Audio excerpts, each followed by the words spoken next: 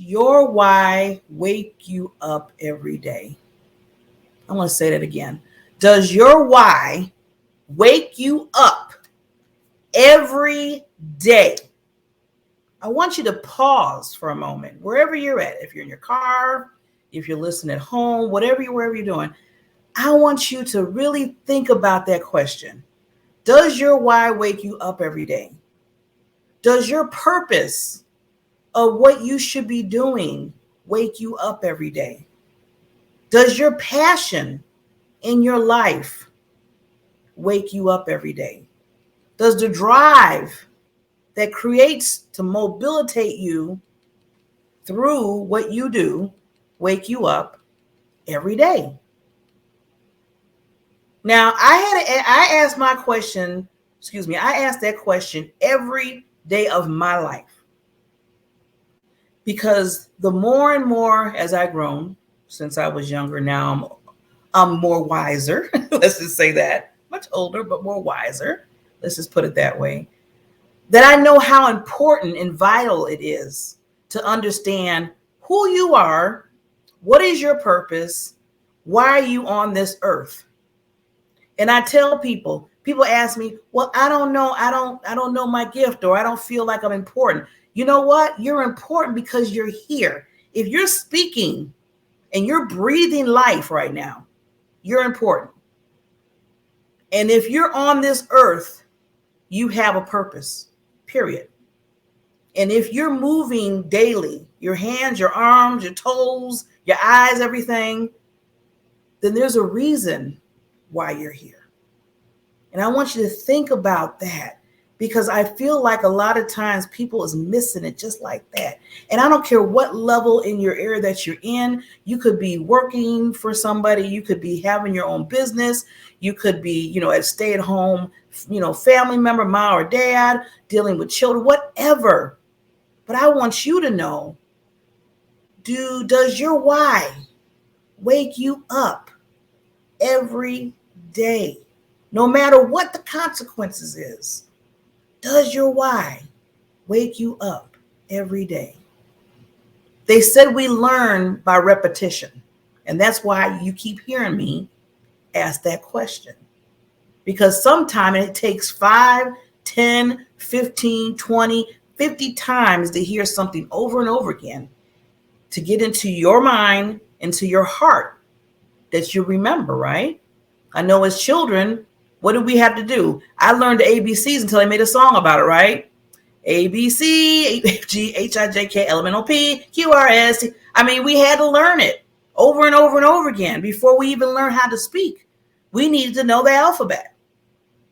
Well, same as with your purpose, same as your why. You need to know that like you know the alphabet. It should be ringing in your heart, in your head, in your mind, in your soul every single day. And the reason why I say that, because once you know that, and it is your foundation of what you are and what you do, then you know where to move the next movement that you should do in your life. Okay, I'm going to use an example of myself. For a long period of time, it's been over 12 years now. Before 12 years ago, I didn't think I was worthy to speak. And I'm talking about to speak to people, to have communication, one-on-one, group, networking, all of that. Because what happened to me when I was younger? See, it was put in my head that I was stupid, I was ugly, I wasn't going to be anything. At the age of 7 through 10, dealt with that. So those words were in my head. So when I was waking up every day at that time when I was younger, I was waking up to my why is I am not no one to go out and speak, talk, or teach or anything else, because that was put in my mind.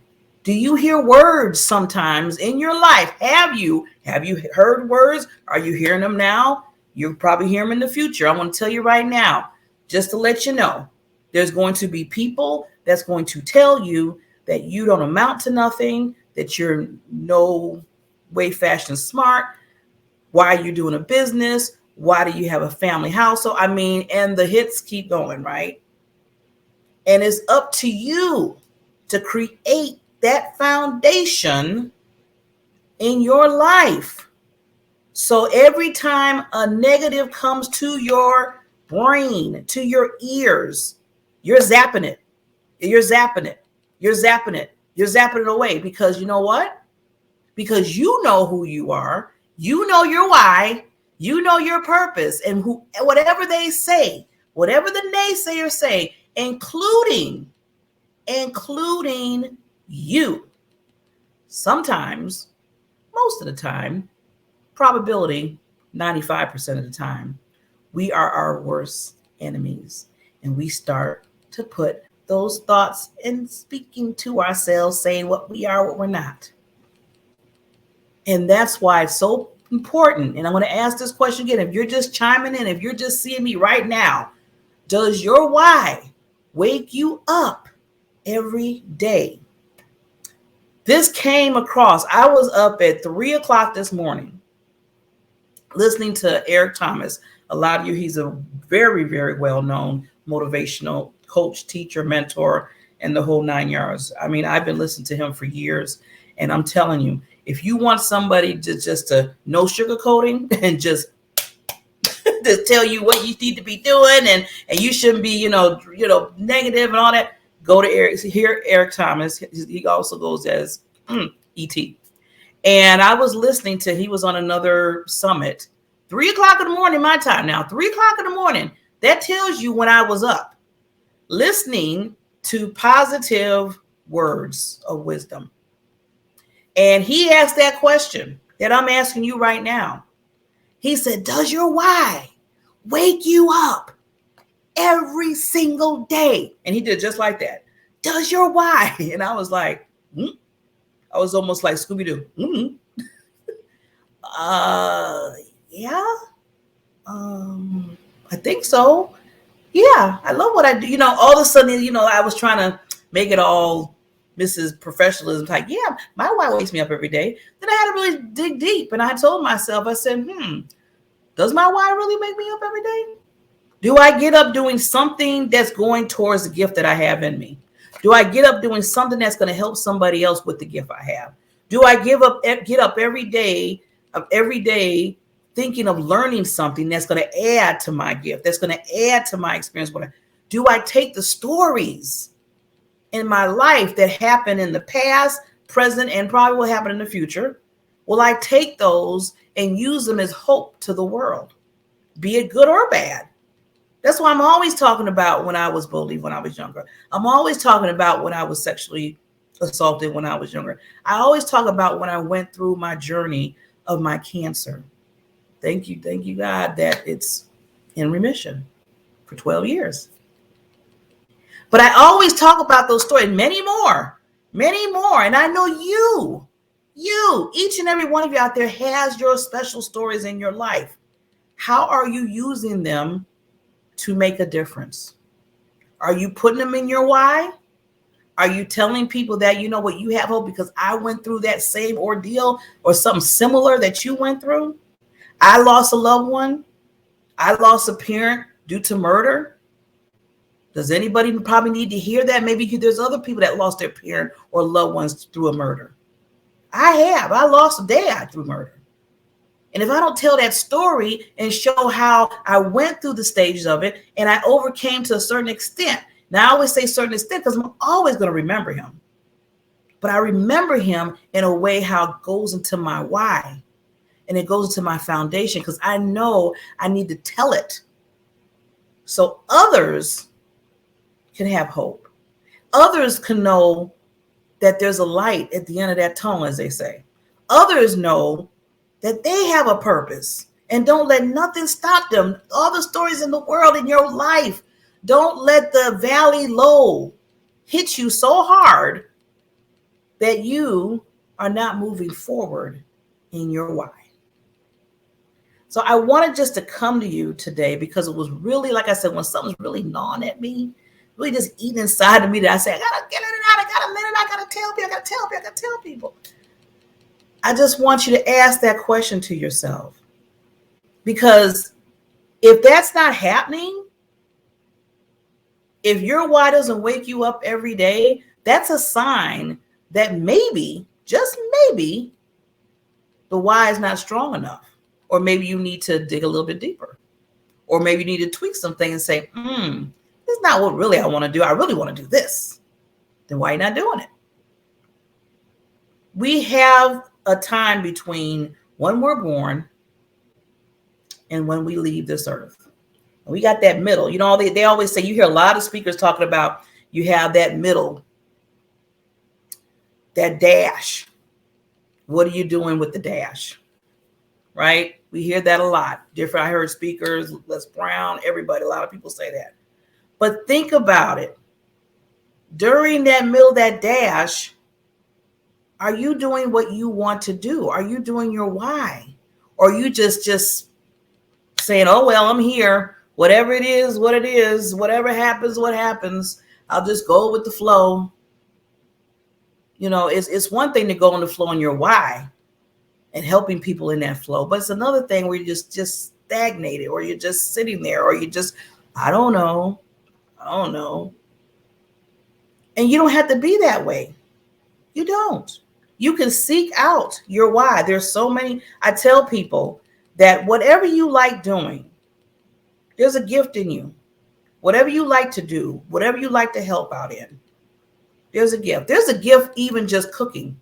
See, some people take it to like, oh, I have to be on the board of a nonprofit organization, or I need to be speaking to many, many people, and that's my why, and that's my purpose. And then everybody else falls in the, category of, well, I'm not really knowing I'm speaking to a lot of people, and I don't have my own business, and I really don't feel like I have my own business. I just want to sit here and just make sure things are organized. Guess what? That's your why. That's your gift. That's your purpose. You know how many people can get help from you if you're an organizer expert? Yes.